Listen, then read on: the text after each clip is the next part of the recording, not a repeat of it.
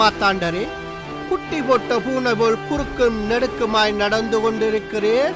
எனது வாளும் வேலும் குருதியை ருசி பார்க்க துடிக்கின்றன. தினவடுத்த எனது தோள்கள் எதிரிகளின் உடல்களை கூறு போட நாடி நிற்கின்றன. மகிழ்ச்சி, மிக்க மகிழ்ச்சி குருதேவா. மந்திரியார், எனது மனம் அமைதி இழந்திருக்கிறது. அஸ்தமபுரத்தை கைப்பற்ற எனது இரு முட்டாள் சகோதரர்களும் தனித்தனியே சதித்திட்டம் தீட்டுவது போல் அதிகாலையில் கனவொன்று கண்டேன். அஸ்தமபுரத்தையும் சாமபுரத்தையும் கைப்பற்ற ஏதாவது உபாயம் சொல்வீர் என்று பார்த்தால் என்ன ஆயிற்று உமக்கு? ஒன்றுமில்லை மன்னா. அஸ்தமவண்ணனும் சாமவண்ணனும் உங்கள் சகோதரர்கள். அவர்களுடன் போர் புரிய வேண்டுமா என்றுதான் யோசிக்கிறேன்.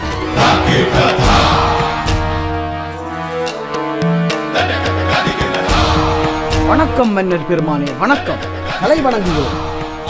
ஒற்றனா, இவ்வளவு விரைவாக திரும்பிவிட்டாய்? உடனே வந்த செய்தியை சொல். ஒரு சேவல் சுமக்கக்கூடிய பொன்னும் மணியும் மட்டுமே அவர்கள் தங்களுடன் எடுத்துச் செல்லலாம்.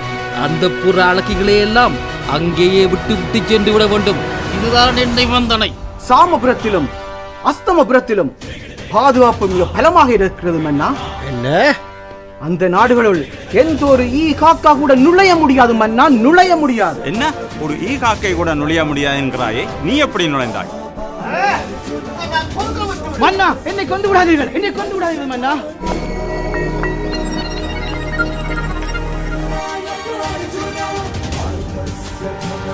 அதிகாலையில் காணும் கனவுகள் பலிக்கும் என்றுதான் சொல்வார்கள். அவர்கள் உண்மையிலேயே அப்படி திட்டம் தட்டி கொண்டிருப்பார்கள் என்றுதான் நானும் நம்புகிறேன்.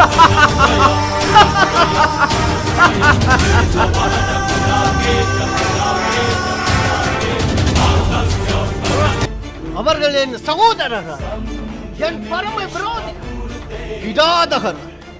முழு மாயாபுரத்தையும் ஆள வேண்டிய என்னை ஒரு குறுநில அரசனாக்கி விட்டார்கள் அந்த மகாபாவிகள். அவர்களை நான் பழி வாங்கியே தீருவேன்.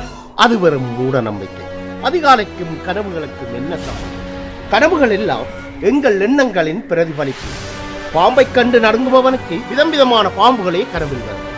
அதே மாதிரி சாப்பாட்டு ராமர்களுக்கு விதம் விதமான சாப்பாடுகளே கனவில் வரும். அது சரி, சமீபத்தில் உமக்கு கனவு வந்ததாக கூறுகிறேன். சற்று சொல்லுமேன் கேட்போம்.